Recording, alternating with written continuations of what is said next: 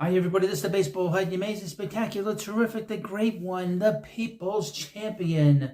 Your host, Head, and welcome back to the Baseball Head too. I hope you like this video. So I'm going to talk about Pete Rose, and just to give you an update on what happened to Pete. As you know, he passed away on September 30th, the last day of the Major League Baseball season, at the age of 83, I believe, or 82. And we have sort of a little update about what happened to him when he passed away. Now, as you know, there was a big card signing, or just a signing with his former Reds teammates the day before that day, and he came home, and well, this is what happened. I got a report from the New York Post.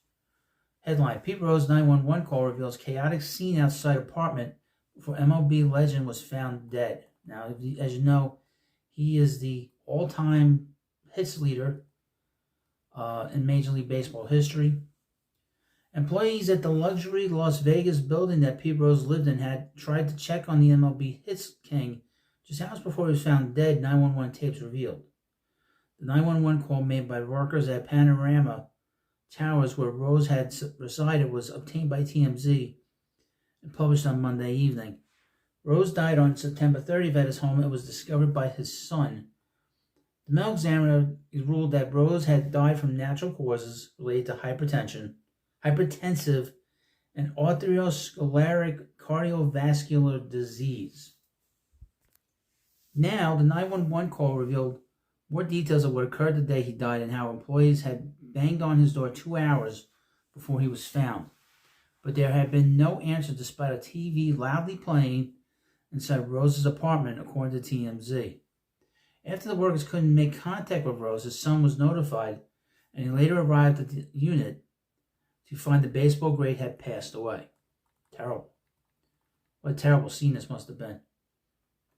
A clip of the call that was published by the outlet portrayed a somewhat confusing scene that included a friend of the family saying they were a Las Vegas Metro police officer to try and get on the property. Quote, there was concerns early as far as Pete Rose's situation because he was shaking and he wasn't answering the door. A male worker could be heard telling the 911 operator. He wasn't responsive, so now he has family and friends out here trying to get on property.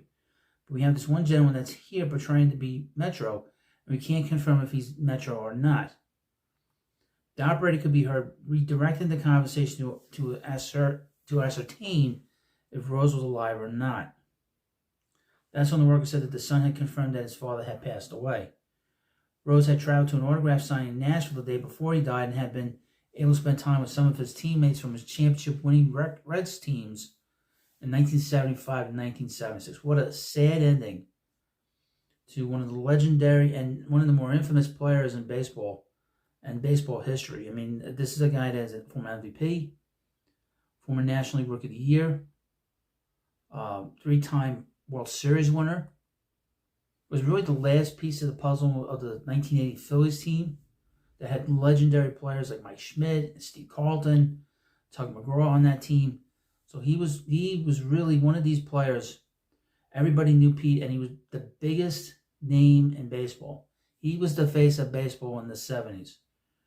All the great players, but he was the star of stars.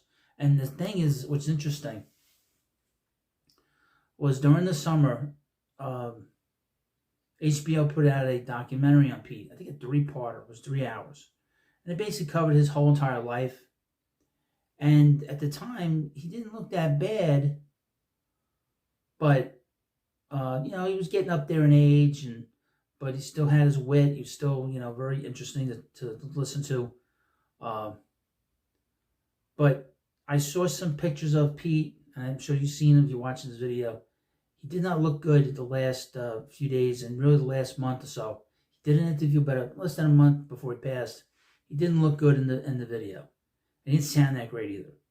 So obviously he wasn't feeling well. Now, according to his teammate Tony Perez, he said Pete never took care of himself. He never went to the doctor, and he really was not somebody that was constantly making sure that he was taking his medication, if he was on medication. So this was bound to happen. He lived by himself in his hotel and in Las Vegas. But what a sad ending to a very historical figure in the history of baseball and really the history of sports. in this country. Well, you let me know what you think about this video. And, of course, please subscribe to Baseball Hut 2, and I'll see you later.